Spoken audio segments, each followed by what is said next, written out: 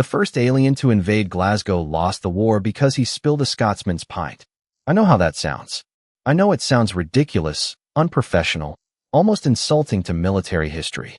We arrived over Earth with 3 cruisers, 12 landing ships, and enough orbital authority to make most civilized species kneel before the first warning had finished translating. We had conquered border moons that resisted harder on paper. We had broken planetary governments with a single demonstration shot into empty ocean. We had speeches prepared. We had flags prepared. Commander Varkin Threx had even prepared the exact camera angle for the moment humanity looked up, understood its place, and surrendered. Then we chose Glasgow. More specifically, we chose a narrow street under cold gray rain, for miles from a military base that our scanners labeled inactive, and 90 feet from a pub called the Iron Stag. That was the first mistake. The second mistake was assuming the people inside were civilians. The third mistake was assuming civilians meant harmless. Our drop squad entered with perfect formation, armor sealed, plasma lances powered low, boots striking wet pavement in synchronized rhythm. The street should have emptied. That was how invasions worked. Doors closed. Voices stopped. The weaker species made themselves smaller. But the humans outside the pub did not scatter correctly. One old man looked up from under a flat cap, squinted at our landing ship, and said something my translator rendered as, "Well, that's inconvenient." Inside the Iron Stag, the first broadcast was already playing across every screen. Commander Threx appeared enormous, scaled, armored, and very pleased with himself. "People of Earth," he announced, "you have 9 minutes to submit to occupation authority." In the pub, nobody screamed. Nobody fainted. Nobody began a prayer cycle. A woman behind the bar turned the volume down because, and I quote, "he's ruining the match." At the far end of the counter sat a human male our systems identified as Logan Walker, American citizen, age 36, height 6 feet 1 inch, weight 205 pounds, no active military registration, no visible weapons, no armor, no threat markers. He wore a dark jacket, worn boots, and the expression of a man who had just been delayed at an airport, not targeted by an interstellar invasion force. He watched the screen for 3 full seconds. Then he lifted his glass, took one slow drink, and asked, "Is that all?" I remember laughing when the translation came through. Not loudly, just enough to show confidence. We all laughed. The squad leader, Lieutenant Grax, stepped through the pub door first, lowering his helmet to clear the frame. 7 feet of invasion doctrine walked into a room that smelled of rain, fried food, old wood, and human stubbornness. He raised his weapon and shouted for everyone to put their hands where he could see them. Most species would obey. These humans looked annoyed. One of them actually sighed. Grax moved toward the bar, sweeping his arm across the counter to establish dominance. That was what the manual called it. A controlled intimidation gesture. Efficient. Symbolic. Safe. Except his armored wrist clipped a full pint of dark beer, knocked it over, and sent it spreading across the polished wood toward an older Scotsman named Angus MacLeod. The room changed. Not loudly. Not dramatically. It just tightened. Shoulders squared. Eyes lifted. The bartender stopped wiping a glass. Angus looked down at the ruined pint, then up at the alien who had ruined it, and his face carried the calm disappointment of a judge about to sentence a very stupid criminal. Logan Walker finally set his own glass down. Carefully. Deliberately. Not because he was afraid of dropping it. Because he was finished being polite. Grax noticed him then and made the final mistake of the evening. He pointed at Logan and called him a soft civilian from a backward planet. Logan smiled, but there was nothing warm in it. "Buddy," he said, standing up slowly, "you just invaded Scotland and picked a fight in a pub." None of us understood why the humans behind him began moving away from the furniture. None of us understood why Angus calmly removed his coat. None of us understood why the bartender reached under the counter and turned off the music. We understood 30 seconds. Later, when the first landing squad stopped reporting in, and Commander Threx asked why a city that should have been begging for mercy was instead sending us one message on every open channel: "Next round's on you." Commander Threx did not choose that city by accident. He chose it because the data made it look easy. Old stone buildings. Narrow roads. Civilian density high. Military response time estimated at 11 minutes. Local defense systems listed as ceremonial, outdated, or inactive. The perfect place to make a point without wasting ammunition. That was how he explained it to the fleet while our cameras locked onto the rainy streets below. He wanted a symbol. Every conquest needs one. A bridge taken without resistance. A Capitol Square filled with kneeling officials. A frightened crowd looking up at the sky while a stronger species teaches them the new rules of existence. Threx wanted Earth to see Glasgow fold first, then imagine every other city doing the same. New York, Chicago, Dallas, Los Angeles. All of them watching one small corner of the planet learn obedience in real time. The broadcast drones floated above the street like silver insects, recording everything for the Empire. They captured the landing ships hovering over rooftops. They captured our soldiers moving through the mist. They captured the first civilians stepping away from windows, not in panic, but with the irritated caution of people who had seen trouble before and were deciding whether it was worth their evening. That confused our analysts. Panic has a pattern. Crowds surge. Voices rise. Bodies collide. These humans did not surge. They organized. A delivery driver reversed his truck across an alley and blocked a side approach. 2 restaurant workers pulled metal shutters down without rushing. A group of younger men on the corner looked at the armored troops, looked at each other, and quietly began removing rings, watches, and anything breakable from their pockets. Our tactical system flagged the behavior as cultural uncertainty. It was not uncertainty. It was preparation. Inside the Iron Stag, Lieutenant Grax still believed he controlled the room. He had size, armor, a squad behind him, and a weapon that could punch through a police cruiser. Logan Walker had a bar stool, a half-finished drink, and the relaxed posture of a man waiting for someone else to make the dumb part official. Grax ordered him to kneel. Logan looked at Angus MacLeod, then at the spilled beer running toward the edge of the counter. "You heard him," Angus said calmly. "He wants manners."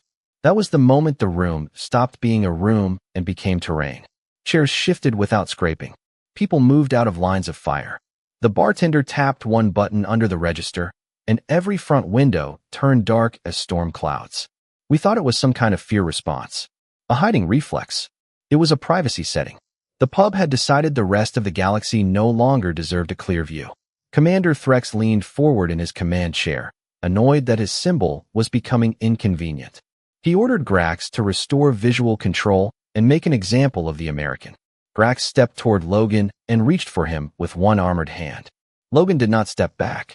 He did not raise his voice. He did not perform bravery for the cameras.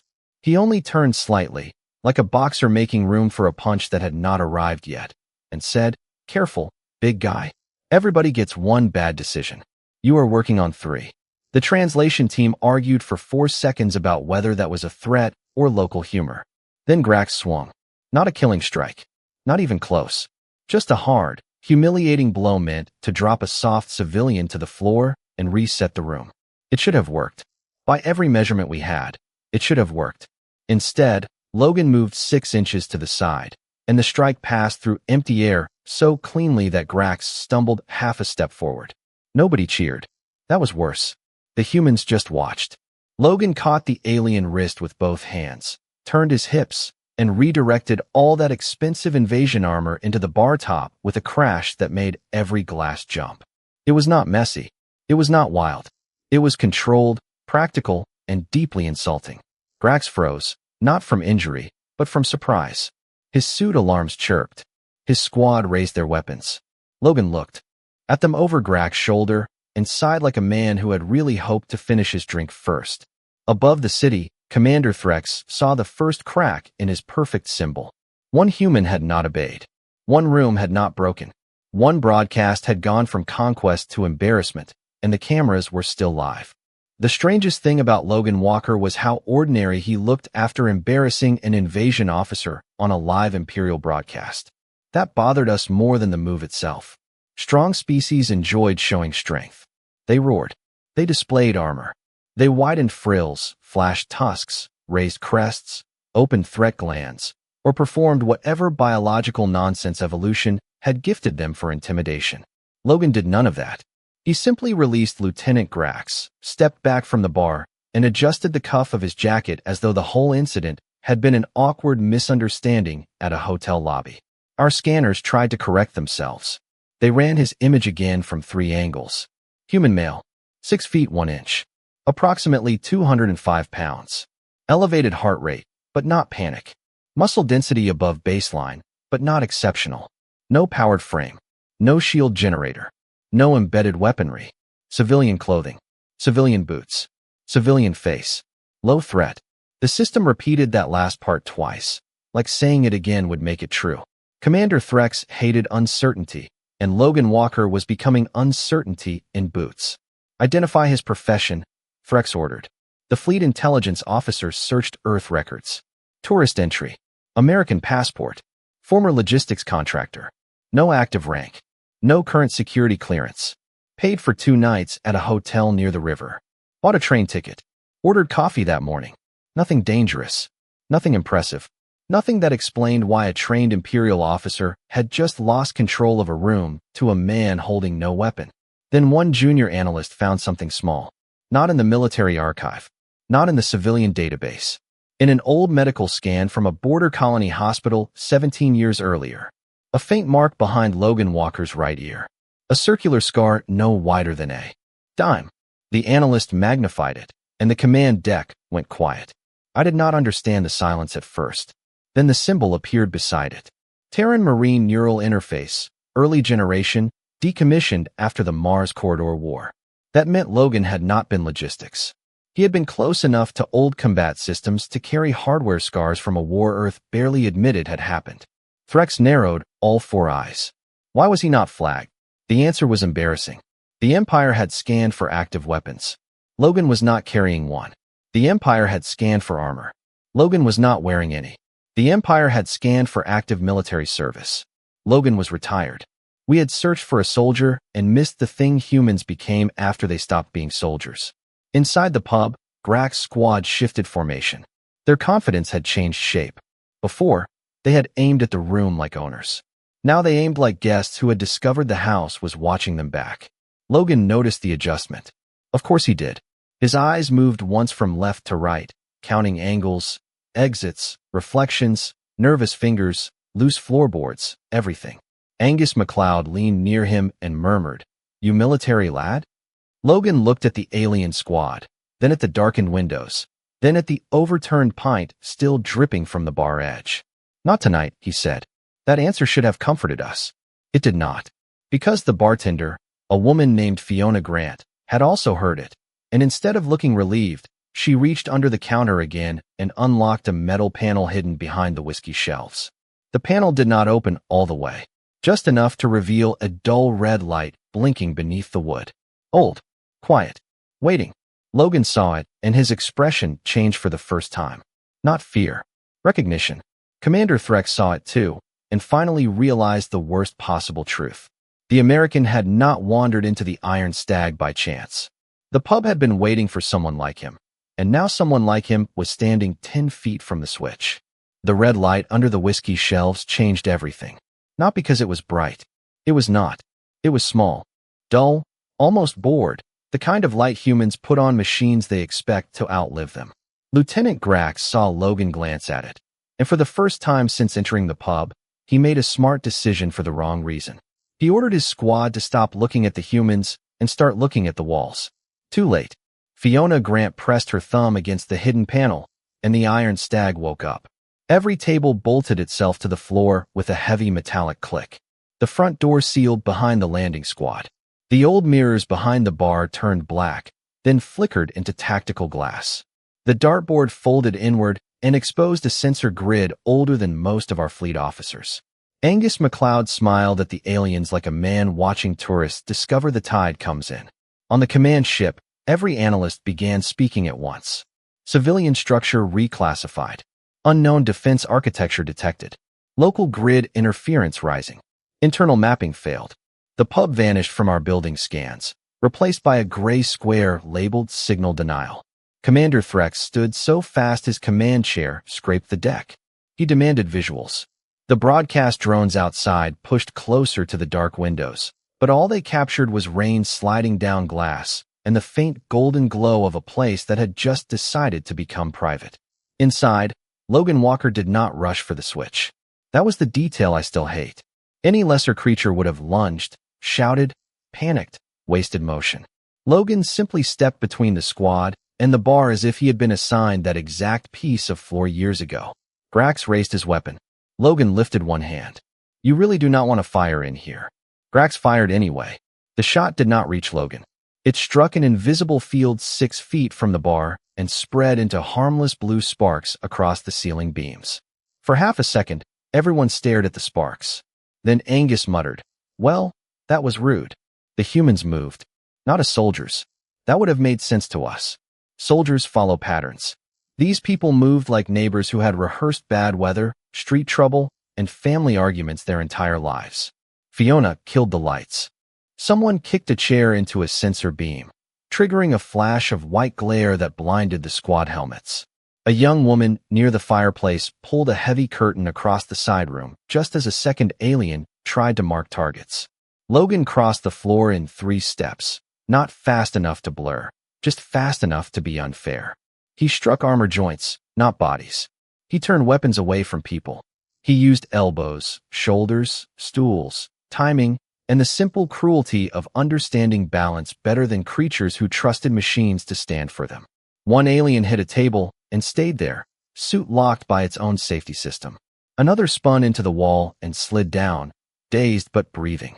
A third tried to charge Fiona, and Angus tripped him with a walking cane so calmly it looked like etiquette. Grax was still standing. That mattered to him. I could see it in his posture. His pride had taken more damage than his suit. He tore off his damaged targeting visor and pointed at Logan with a shaking armored hand. "What are you?" he demanded. Logan looked past him toward the hidden panel, toward the old red light, toward whatever sleeping system had just started humming beneath the floorboards. Then he answered in the same flat American voice. "The guy telling you to leave while your ship still has doors." Commander Threx heard that through a broken audio feed and finally stopped smiling. Because the human had not said it like a threat. He said it like a courtesy. The problem with turning a pub into a battlefield is that humans understand pubs better than invaders understand battlefields. Grax's squad had trained for open plazas, government buildings, spaceports, and surrender halls. They had drills for barricades, drones, hostages, armored resistance, and frightened crowds. They had no drill for a 70-year-old Scotsman using a bar towel to jam a helmet vent while a retired American Marine calmly rearranged the room around them. Logan Walker did not fight like the heroes in our propaganda archives. He did not make speeches. He did not waste motion. He spoke in short directions that the humans obeyed instantly. Down. They dropped. Left. They moved left. Lights. Fiona killed another row of overhead bulbs, plunging half the room into shadow while the tactical glass behind the bar threw false reflections in 6 directions. The alien helmets tried to track every moving shape at once and failed so badly that 2 soldiers aimed at their own reflections for a full second. 1 second is nothing in politics. In a pub fight, 1 second is a lifetime. Logan crossed behind them, hooked a boot under a fallen stool, and sent it sliding across the floor into a soldier's ankles. The suit locked to protect its operator from falling, which meant the soldier froze upright like a statue with excellent posture and terrible judgment. Angus patted the armored chest as he walked past. "Stay there, son." Outside, Commander Threx sent the 2nd unit forward. 6 more soldiers moved through the rain toward the Iron Stag, weapons low, formation tight, broadcast drones above them trying to recover the Empire's dignity. That was when Glasgow began answering the invasion without waiting for permission. A city bus stopped sideways at the end of the street, blocking the armored carrier behind it. The driver opened the door, stepped out with his travel mug, and gave the aliens a look that required no translation. From the apartments above, curtains opened. Not fast, not fearful, 1 window at a time. Phones appeared. Faces appeared. Then the first flower pot dropped from a 3rd-story ledge and struck the pavement directly in front of an alien patrol. It did not hurt anyone. It did something worse. It made them look up. While they looked up, 3 men from the fish shop rolled a metal delivery cart into the street, sending it clattering under the lead soldier's feet. A police cruiser arrived without sirens, sliding into place to block the opposite end of the road. 2 officers stepped out, saw the landing ship, saw the sealed pub, saw Logan through a brief flicker in the darkened glass, and decided the paperwork could wait. They drew no dramatic line. They shouted no heroic challenge. They simply began directing civilians away from the street, while the civilians complained about missing the end of the match. On the command ship, our tactical map turned ugly. Red icons marked Imperial units. Blue icons marked humans. At first, there were only 12 blue icons near the pub. Then 40. Then 90. Then the system stopped counting because it could not decide whether a man holding a road sign, a woman carrying a fire extinguisher, and a teenager pushing a trash bin counted as combatants. That was the Empire's fourth mistake. On Earth, apparently, everybody counts. Inside the Iron Stag, the last soldier still standing raised both hands to show surrender. Logan nodded once and pointed him toward the wall. Smart choice. Grax, still struggling upright, heard cheers rising outside and misunderstood them as panic. Logan heard the same sound and smiled. That is not fear, he said. The floor beneath them vibrated as the old system under the pub connected to something larger beneath the city streets. Fiona looked at the red light. Angus looked at Logan. Logan looked toward the ceiling, where Commander Threck's fleet waited in low orbit, still believing this was a local problem. Then every screen in the pub flickered back on, showing a map of Glasgow covered in waking defense nodes. Logan finally picked up his untouched glass, took one calm drink, and said, "Now it is a city problem." Commander Threx made the oldest mistake in Conquest. He saw embarrassment and called it resistance. He saw resistance and called it rebellion. Then he decided the correct answer to a city waking up was a bigger boot. From the belly of the nearest landing ship, he released Cormath. Every fleet has a creature like that, even if they pretend they do not. Officially, Cormath was a siege specialist. Unofficially, he was what commanders sent when they wanted a door, a wall, a crowd, or a reputation removed from the conversation. He stood nearly 8 feet tall in black impact armor, with shoulder plates wide enough to block a hallway, and a helmet shaped like a battering ram. His file claimed he had ended 3 colonial uprisings without needing backup. His confidence made sense. That was what made it dangerous. The street outside the Iron Stag went quiet when he stepped into the ring. Not silent. Glasgow does not do silent. Somewhere down the block, a man still shouted at the bus driver for blocking traffic.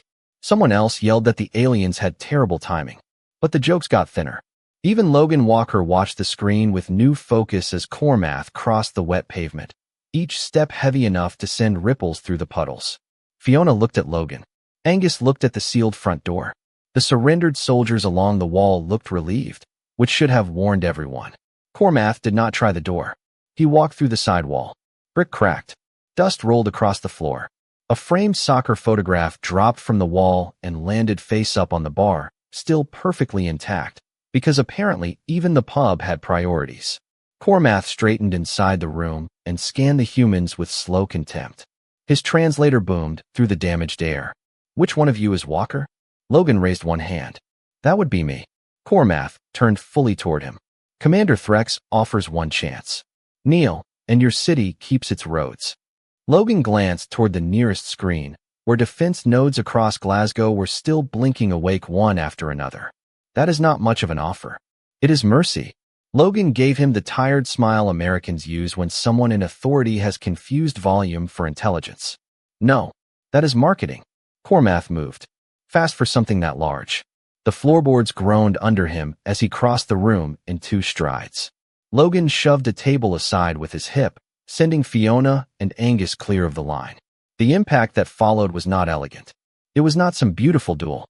It was weight, timing, and the ugly truth that sometimes physics shows up with paperwork. Logan was driven backward across the room, boots scraping, shoulder hitting the edge of the bar hard enough to make the bottles rattle. For the first time that night, the American looked uncomfortable. Not beaten, not afraid, just annoyed that the problem had become physical before the system was fully awake. Cormath reached for him again. Logan ducked under the armored grip, clipped a latch on the warrior's side plate, and twisted. A section of alien armor popped loose with a clean mechanical snap. Cormath froze for half a heartbeat, surprised that a bare-handed human had found a maintenance release hidden beneath 3 layers of battlefield plating. Logan held up the detached piece. "Nice design. Terrible quality control." The pub laughed. That laugh hit harder than any weapon.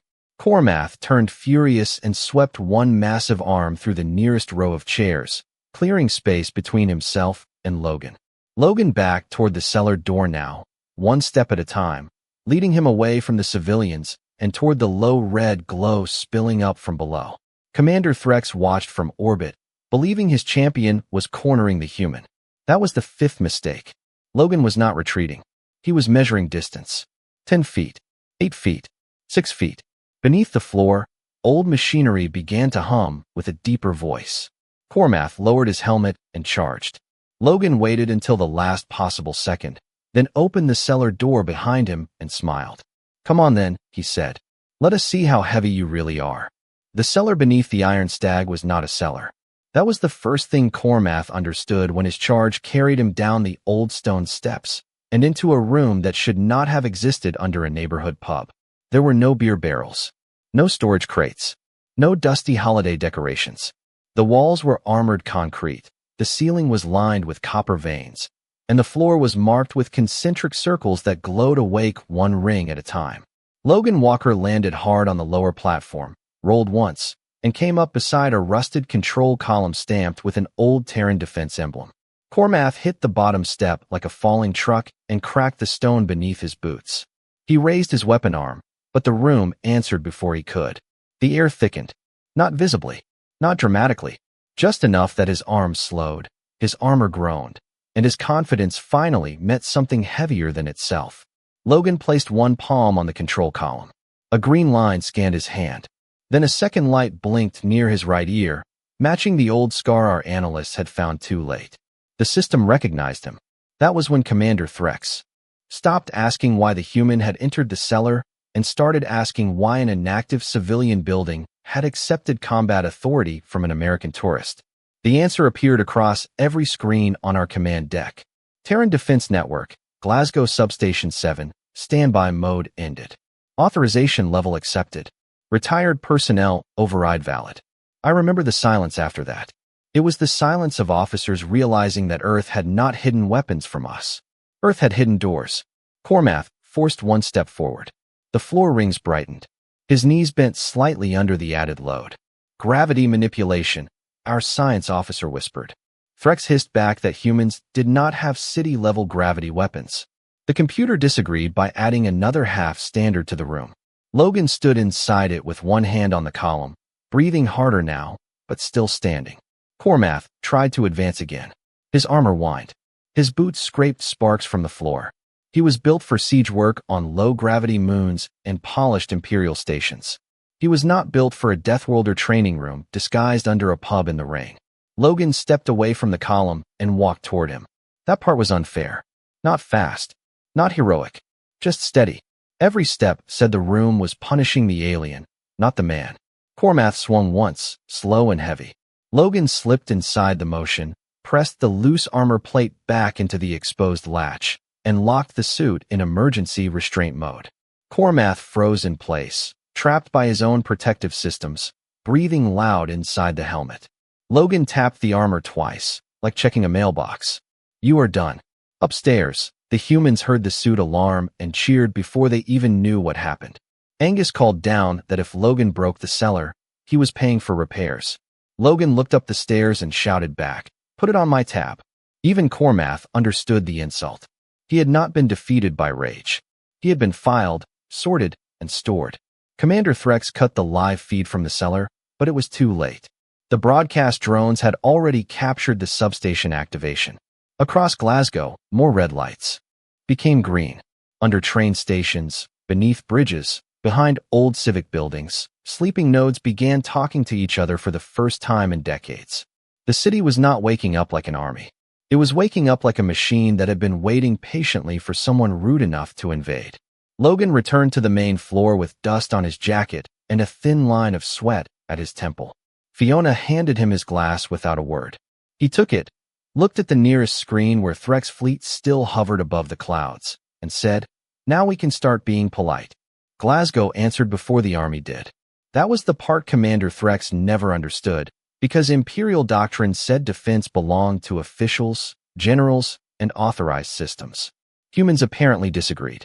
The moment the old network came alive, the city became a conversation made of streetlights, traffic signals, security shutters, harbor cranes, emergency radios, and people who had absolutely not been cleared for military coordination but joined anyway. Logan Walker stood beside the bar while the tactical glass filled with moving icons. Fiona watched the map like she had been expecting it for years. Angus read the alien ship positions upside down and still managed to look disappointed in them. Above the clouds, Threx ordered all landing units to regroup and prepare a pressure strike against the city center. It sounded decisive. It sounded imperial. It also sounded like someone who had not noticed that his units could no longer move where they wanted. Every road his carriers chose turned red on the map 5 seconds before they reached it. Buses stalled in exactly the wrong intersections. Construction barriers unfolded across narrow streets. Delivery trucks reversed into alleys with the calm precision of people who had spent their whole lives complaining about traffic and had finally found a noble use for it. At the harbor, a crane operator named Moira Bell received an emergency alert on a dusty municipal console that had not beeped since her grandfather worked the docks. She read the message once, looked at the alien dropship hovering over the water, and said, "Absolutely not." The crane swung. Not fast. Not dramatic. Just enough.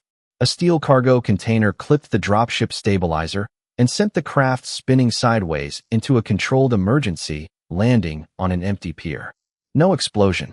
No grand fireball. Just a humiliating slide across wet concrete, while 3 dockworkers applauded like they had watched a bad parking attempt. On the command ship, our map began losing certainty. Blue icons multiplied. They were not soldiers.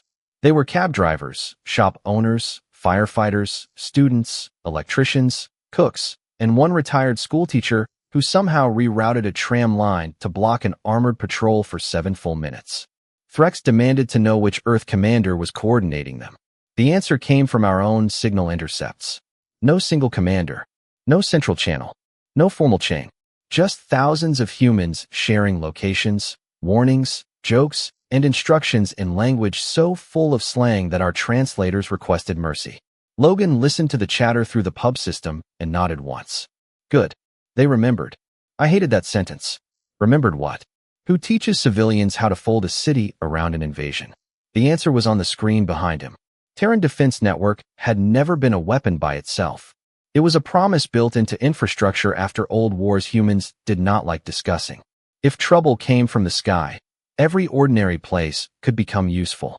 A bridge could deny movement. A tunnel could hide civilians. A pub could become a command room. A city could become teeth.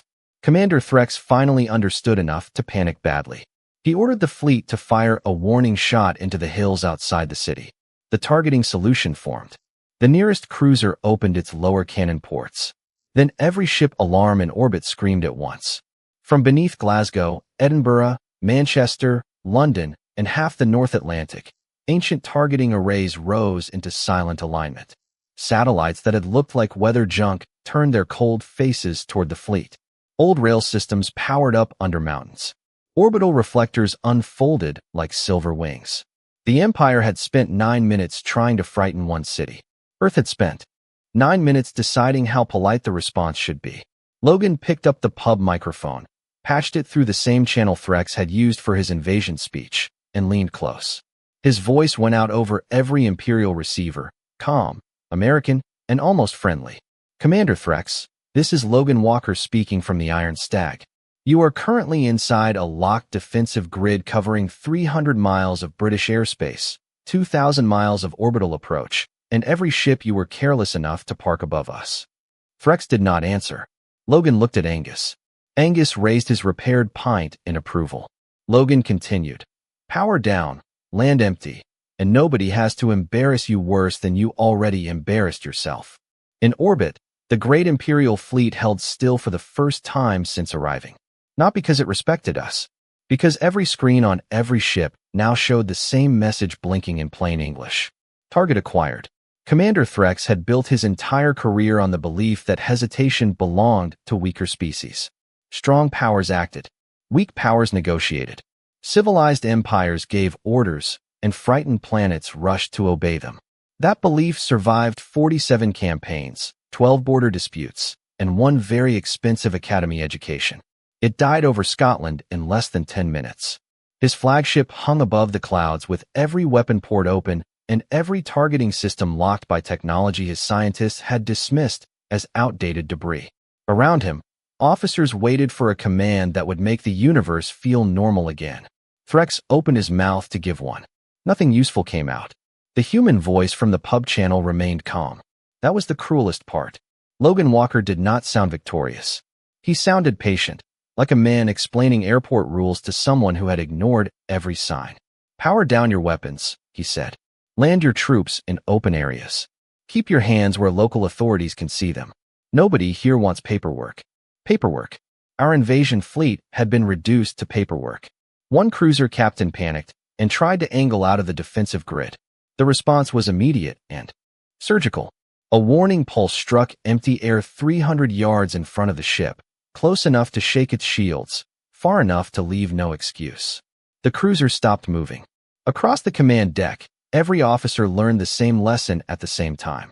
Earth was not missing because it was primitive. Earth was waiting because it was confident. Down in Glasgow, the streets had become organized chaos with a sense of humor. Alien soldiers stood in neat groups under police supervision while civilians pointed them towards safe zones, complained about traffic, and took photographs they absolutely should not have been taking. Firefighters checked damaged buildings. Bus drivers argued over who had blocked the better intersection. At the harbor, Moira Bell was already telling 3 reporters that the dropship had practically parked itself badly, and she had only corrected it. Inside the Iron Stag, the surrendered landing squad sat along the wall with cups of water, looking more confused than injured. Cormath remained locked in the cellar, alive, furious, and very still. Fiona reopened the front shutters. Rain-gray daylight spilled back into the pub. Angus MacLeod inspected the bar, found his repaired pint, and declared the situation almost acceptable. Then the front door opened, and 2 local officers escorted Commander Threx inside. Not dragged. Not humiliated by force. Escorted. That made it worse. He still wore ceremonial armor, but the command lights on his chest had gone dark. He looked at the cracked wall, the sealed cellar door, the calm civilians, the American by the bar, and finally understood that he had not entered a conquered structure. He had entered the place where his conquest had ended. Logan turned from the screen. "Commander." Threx raised his chin. "You had hidden weapons." Logan shook his head. "We had neighbors." The translator took 2 full seconds with that one, as if the concept offended it. Threx looked around again. Fiona behind the bar. Angus with his pint. Police at the door. Civilians returning chairs to tables like alien occupation was a weather delay. None of them looked like monsters. That was what made them terrifying. Monsters announced themselves. Humans just helped clean up afterward. A final Imperial report left orbit 4 hours later, transmitted by Threx himself under supervised terms. It contained no excuses, no heroic language, no promises of revenge. Only a warning that spread through every military academy and border command in the known sectors. Earth was not undefended. Earth was not soft. Earth was not waiting to be saved by soldiers, because on Earth the line between soldier and civilian was thinner than any empire wanted to believe. The report ended with one sentence that became doctrine within a year. Do not invade human cities, and if you ignore that advice, do not start with Glasgow. Back at the Iron Stag, Logan Walker finally finished his drink. Angus raised his glass toward him. Fiona turned the music back on. Outside, rain washed alien boot prints off the street.